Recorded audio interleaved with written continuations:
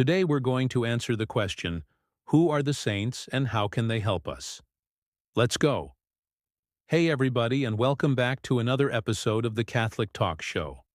I'm your host, and today we are answering questions from our patrons over at Patreon.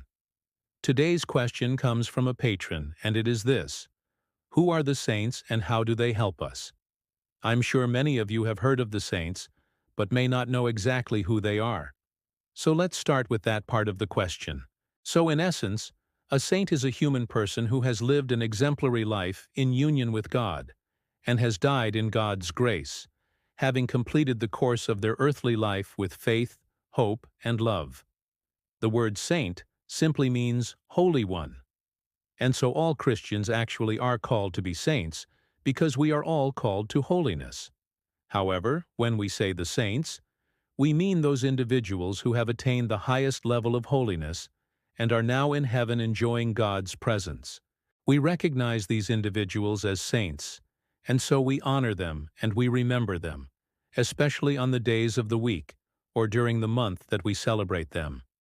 But they're not gods. They're just fellow human beings who have achieved great holiness and are now with God. Now, there are some other criteria for sainthood.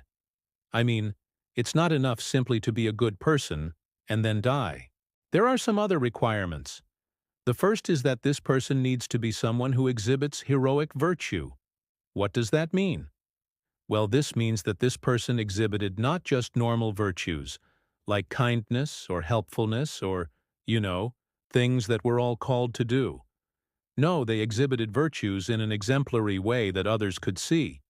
For example, someone who gives money to the poor, that's nice. But if someone gives everything they have, even though they're really struggling themselves, that's heroic virtue. Someone who prays, that's good. But someone who spends hours and hours and hours a day in prayer, neglecting pretty much everything else in their life, that's heroic virtue. Now, it doesn't mean that they did this perfectly, because no one can do that. They probably had moments of weakness, but overall, their life was characterized by heroic virtue. The second thing is that this person must be someone who has done extraordinary things for the common good. Again, contributing to society is good. But if someone dedicates their entire life to helping the poor, or to building schools or hospitals or something like that, that's extraordinary. So these are the two things that this person would need to do in order for us to recognize them as exhibiting heroic virtue. Then, of course, this person must have been baptized. And the last thing, which is the most obvious, is that this person would need to be dead. If they're alive, we can't call them a saint. That's how someone becomes a saint. Now, in terms of how we help us, well, remember, the saints are simply holy people. They're people who have greater holiness than us, not necessarily power. In fact, in the Bible we see that it's only God who has power. People don't have power. And so, I think what we mean when we say that the saints help us is that they pray for us. As the old saying goes, the prayers of a saint have a special power. And this makes sense because the saints are closer to God, not because they have power, but because they are closer to God. Remember, Jesus taught us to pray in the Our Father who art in heaven. That's not talking about the saints. That's talking about God. He's saying, pray to God the Father through me, the Son. And it's through the Son that they also pray to God the Father. So what I believe we mean when we say that the saints help us is that they pray for us. However, sometimes we look to the saints as models of holiness, and we look to their lives, and we try to imitate them.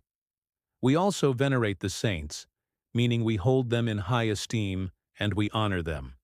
And that's all well and good. It's fine to honor them. It's fine to look up to them. It's fine to seek their intercession in prayer. But ultimately, it's only God that we can ask for help. The saints are simply people who have attained great holiness. They're not gods. They're not more powerful than us. And we shouldn't look to them as having power. Rather, we should look to them as friends and brothers and sisters who are in heaven, praying with us and praying for us. Now, one final thing I want to mention. is that the Bible warns us against thinking that these sorts of people have any sort of magical power.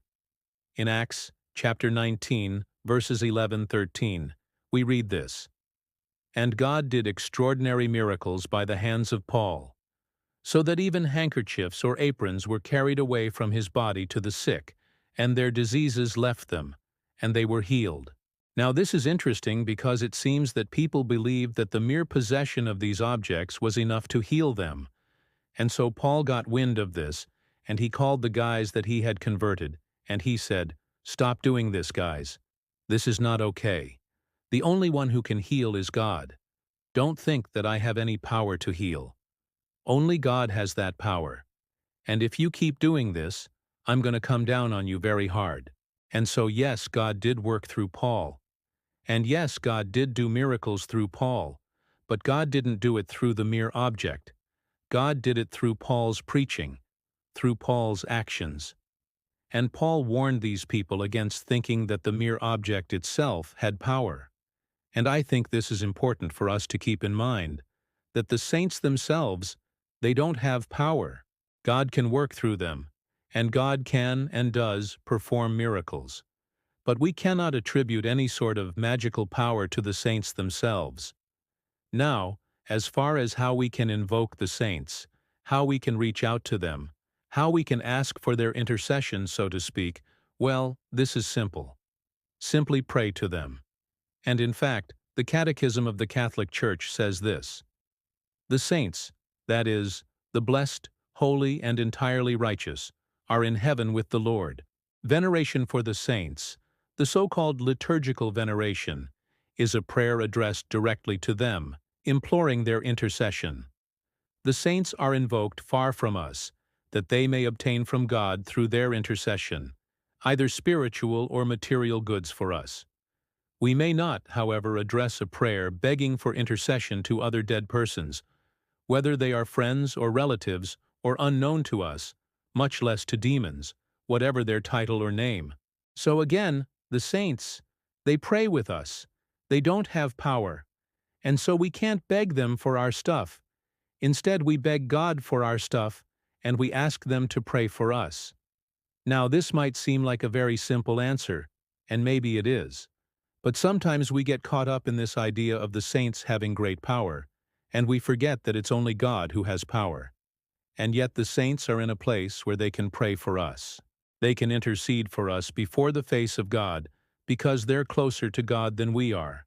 So let's remember that they are simply holy people, people who have attained great holiness and who are praying for us. And so that answers the question, who are the saints and how do they help us? Again, I want to thank our patrons over at Patreon for their continued support of this channel, and I want to thank you for watching. Until next time, stay safe, stay awesome, and stay Catholic.